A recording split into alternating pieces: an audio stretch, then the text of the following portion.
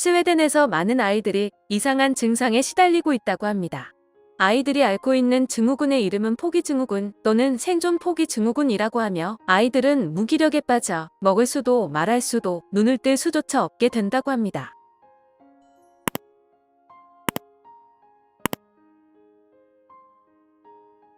또한 혼수 상태처럼 몇 년간 와병 생활을 하는 아이도 있다고 합니다.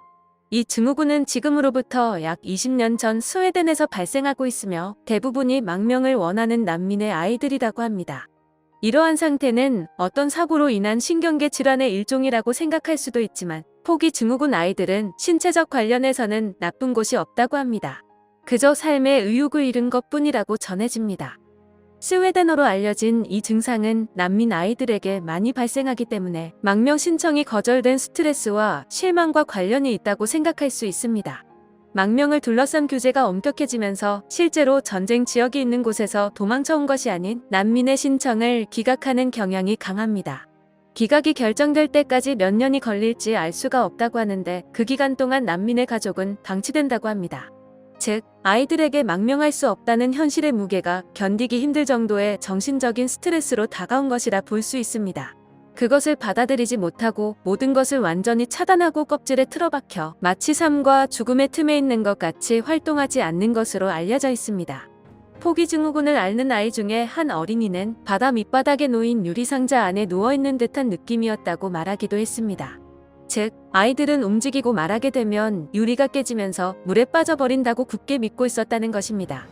한 의사는 아이들에게 희망을 주는 방법이 그들을 적절하게 치유할 수 있을 것이라고 밝히기도 했습니다. 이 이상한 증상의 뉴스는 스웨덴 전국에서 반향을 불러일으키기도 했습니다.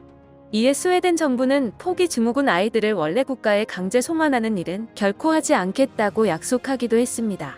아직 포기 증후군에 대해서 완벽하게 밝혀지지는 않았지만 과학자와 의사 모두에 의해 철저하게 연구, 관찰되고 있다고 합니다. 이 증상은 아이들에 의해 매우 심각한 건강 상태라는 것을 알려주고 있기도 합니다. 이러한 증후군의 예를 본 적이 있는 의사 엘리자베스 하르트 크란츠는 아이들이 빠져있는 혼수 상태는 일종의 방어의 형태라고 생각한다라며 아이들은 간단하게 말하자면 잠자는 백설공주이며 세상에서 격리된 상태라고 보면 된다라고 말하기도 했습니다. 한편 국내의 난민 문제가 부각된 것은 지난 2018년 제주도에 예멘 난민이 유입되면서부터였습니다. 당시 배우 정우성 씨가 난민 문제 관련하여 소신 발언을 하면서 응원과 질타를 동시에 받기도 했습니다. 영상을 시청해주셔서 감사합니다.